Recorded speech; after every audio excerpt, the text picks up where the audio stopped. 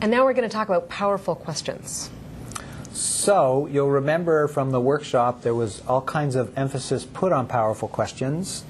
And just a reminder, the good old curiosity, so it's almost as if the presumption is the powerful question is a curious powerful question. Right. And one of the things that can happen is we often assume that what's going to make a question powerful is that it's intelligent and it's complex and it really shows how much we know about something. And yet really you can gauge whether or not a question is powerful by the impact it has. That's the key to whether or not the question is powerful, is in fact the extent that it has impact with the person.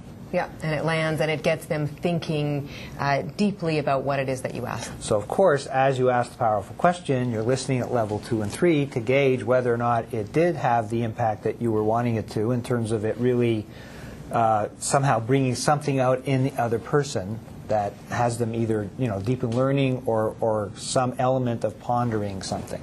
Right. Great. So some of the elements that are important are things like it being simple. Right, Yeah. so usually the simpler the question, the better.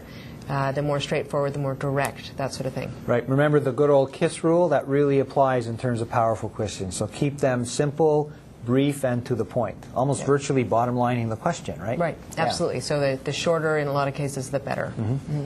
The other thing that can be is important to remember is that they should be open-ended. Right. So it's actually opening up the conversation as opposed to the closed-ended questions that will shut down the conversation, that they just lead to a yes or no answer. And often when we're asking a closed-ended question, there's a quality of you have an agenda. There's actually it's a leading question. You're trying to bring them to the outcome, the thought that you want. That's not a powerful question in how we define it. And a great way to have it be open, you'll recall probably again in the workshop, the emphasis put on questions that start with the word what.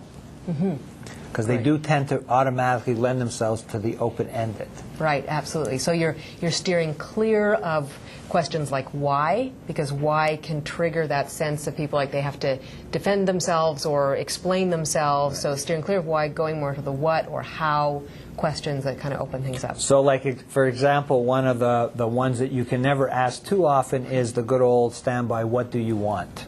Right. What would be another one? What's important to you? Yeah. Or what's important to you about this? Right.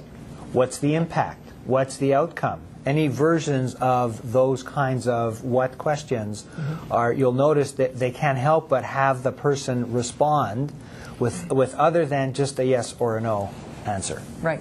Absolutely. Other examples might be things like, where are you selling yourself short? What is it you're tolerating? Right. What's the value?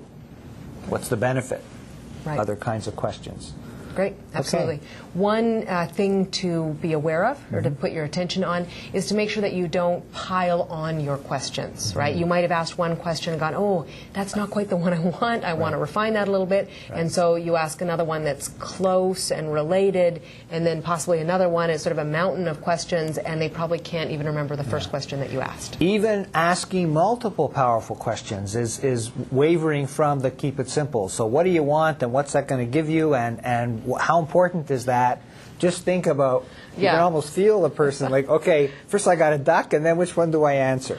Right, exactly. So it's, it's that one powerful question, and not that this is a skill that we talk about, but there's value in that one powerful question and then a pause. Right. A pause, because if it's a good question, they will need to think about it. Right. And in the process of them thinking about it, there's going to be silence, and that's not an invitation to ask another question. Right, or feel the urge that you have to fill the space necessarily. Yeah. So just to kind of allow them that time and space to process it and to recognize that that usually is the result of the fact that it was a good question. Good. So let's talk a little bit about what are ineffective ways of asking questions. So you already mentioned a couple. Right. So close-ended is ineffective. Why questions are ineffective. The other one that comes to mind, it's a favorite pet peeve of mine. You have a favorite pet peeve? Is watching interviewers, only a couple. Watching interviewers, have you ever noticed interviewers who actually will, for 5 minutes, give you the background to the question, and it's virtually all about themselves? And I've often found myself saying, what in heaven's name is this person asking, other than letting us know how brilliant they are? Right. Yeah, and that is that same thing that we were talking about, is when you keep it simple, when you keep it short, and it's not complex. Right. Because sometimes in the complexity, you're right, they're actually highlighting something completely different. Right. So remember, the orientation is actually about bringing out the brilliance in your client, not in you, or bringing out the brilliance in your employee, the person that you're working with. Right. Great. Okay, good. Thanks.